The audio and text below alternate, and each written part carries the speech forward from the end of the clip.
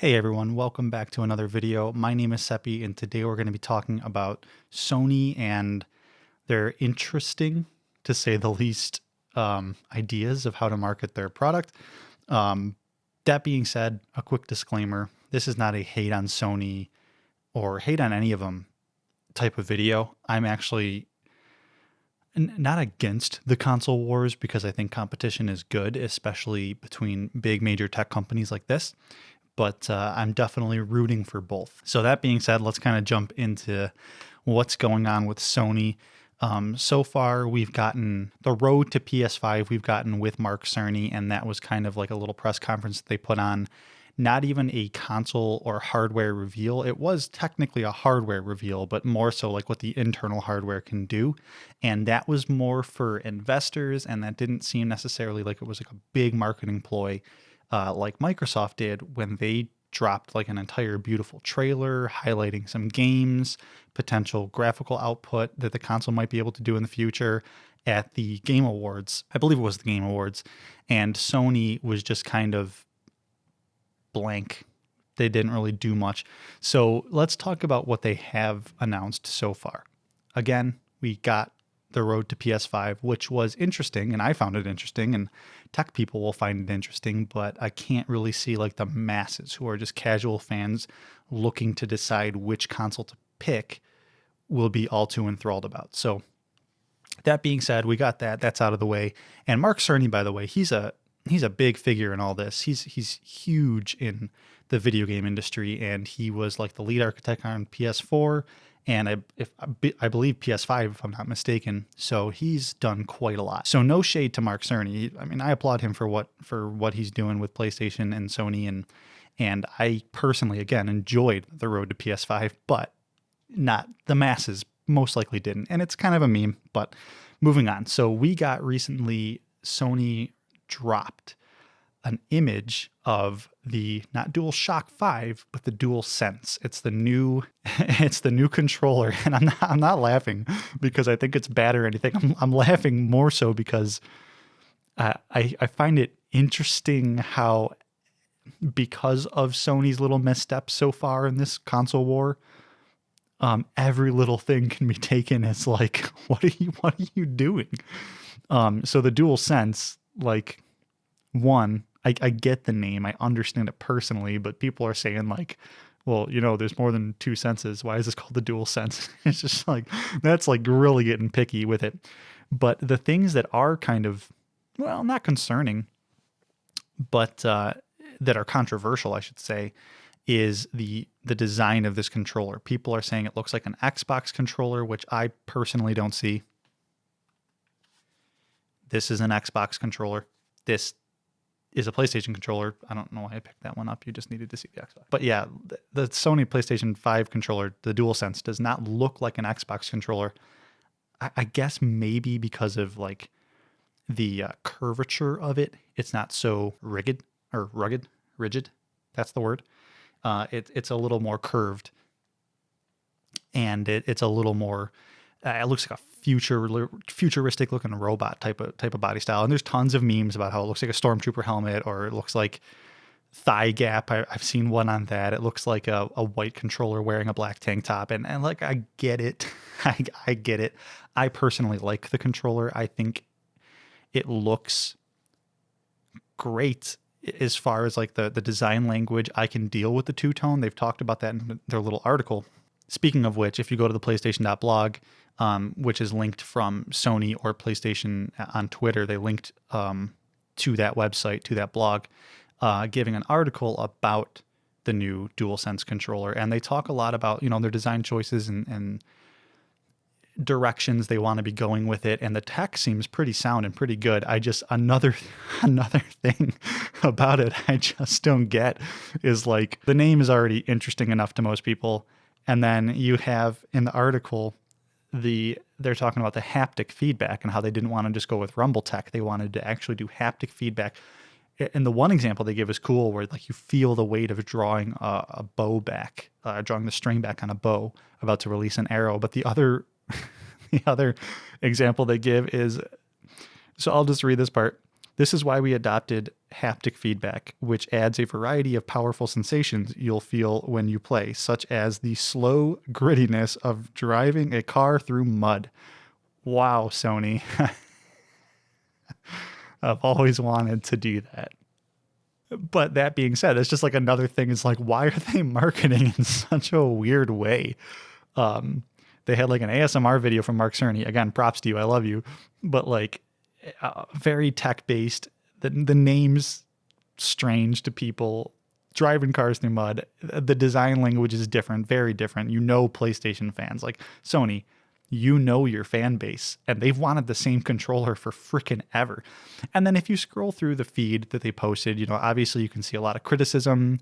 Does this come in black? And someone's kind of photoshopped it looks like to make the controller look all black, which does look very sleek.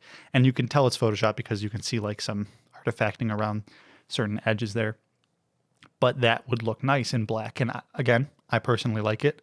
But most people are going to want it in black. And Sony, you just know your fan base. So, yeah, I mean, people are even talking about down to the two-tone color of it shows Sony's indecisiveness. And it's like, okay, you're stretching, but still, like I get why there's so much to poke at and pick at because Sony has just been so far behind in all this. And then again, there's rumor. So these I'm not really going to talk about, nor am I going to credit the person that leaked it. But Jason Schreier from Kotaku has since debunked it, saying that this is nonsense.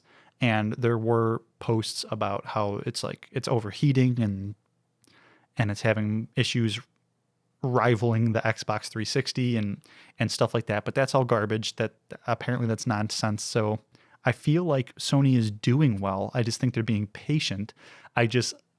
What are you doing with the marketing? Like, why are you marketing like this? Like, this is the time for a big, like, console reveal, like a nice commercial, like Xbox did, and Xbox has a nice sleek design, and they've showed, and you can look at, I think it's Austin Evans who like took the thing apart, and you see every last little centimeter of what's inside of this thing, including the cool Master Chief little insignia on, I think the drive or maybe the cooler.